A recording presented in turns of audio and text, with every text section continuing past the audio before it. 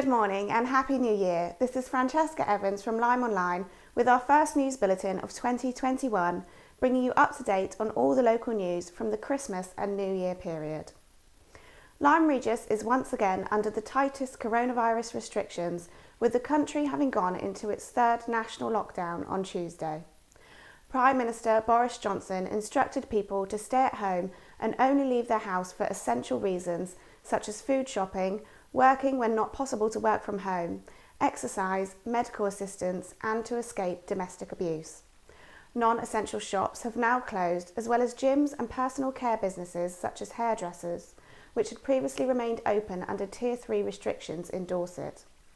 Primary and secondary schools and colleges have also closed and moved to remote learning, with some students having only just returned from the Christmas holidays the previous day.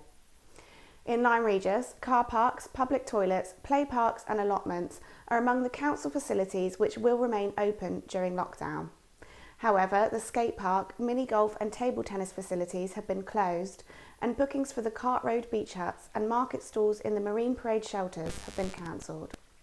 Funerals in the cemetery chapel are not currently permitted due to social distancing restrictions, and weddings are not being held in the Guildhall.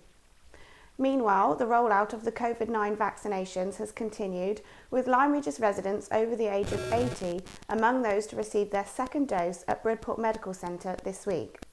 Details on the next wave of vaccinations has not yet been released, and patients should wait to be contacted by their GP practice. Latest figures from the Office of National Statistics show that there were no coronavirus-related deaths in the Lyme Regis, Charmouth and Marchwood Vale area between March and November 2020.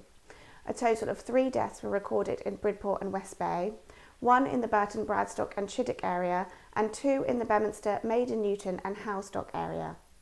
Across the East Devon border, Kilmington, Colleton and Uplyme also recorded 0 coronavirus-related deaths between March and November. However, there were 10 in Axminster, 12 in Seaton and 4 in Honiton.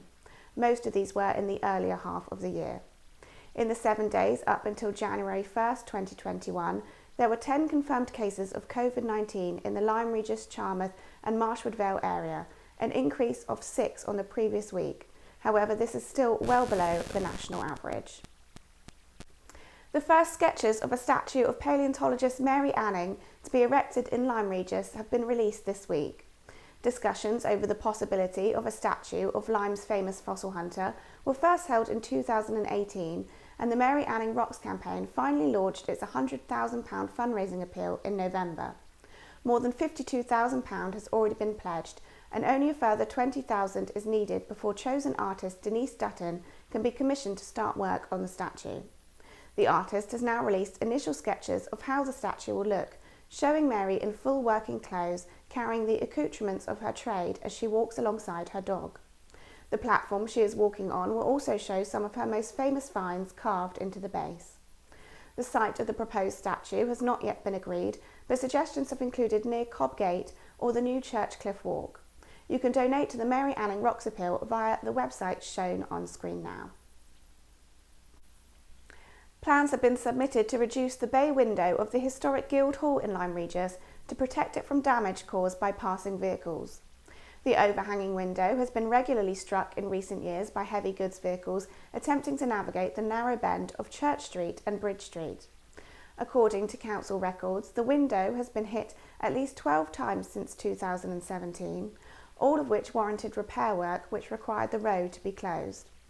Efforts have been made to protect the Grade 2 listed Guildhall, with Dorset Council installing bollards outside to stop vehicles from getting too close, and the Town Council has requested improved signage on the outskirts of the town to warn drivers of the narrow bend.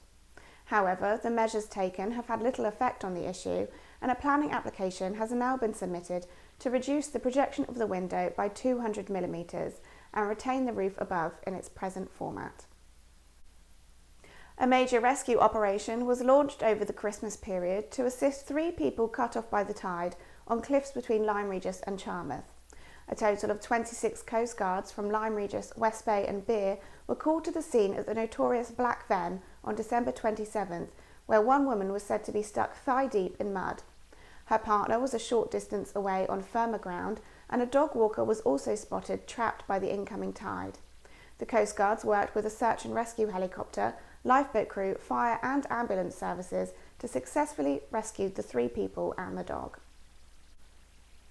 Although the official Lyme Lunge swim, organised by the Rotary Club, was cancelled on New Year's Day due to COVID-19, a small group of fundraisers still took the plunge with the hope of staging a community variety show later this year. Upline resident Sarah Causley has been raising funds for the project during the past few months, selling a book of baking recipes and holding virtual bingo sessions. Along with fellow members of local amateur dramatics groups, she took a quick dip in the sea on New Year's Day to boost funds. The group doubled their target of raising £100 towards a variety show to be staged later this year when it is safe to do so. You can still make a donation via the website shown on screen now. Thanks for watching LymeOnline's video news bulletins. Don't forget you can stay up to date with all the latest local news, including the latest on the coronavirus pandemic, throughout the week on the LymeOnline website.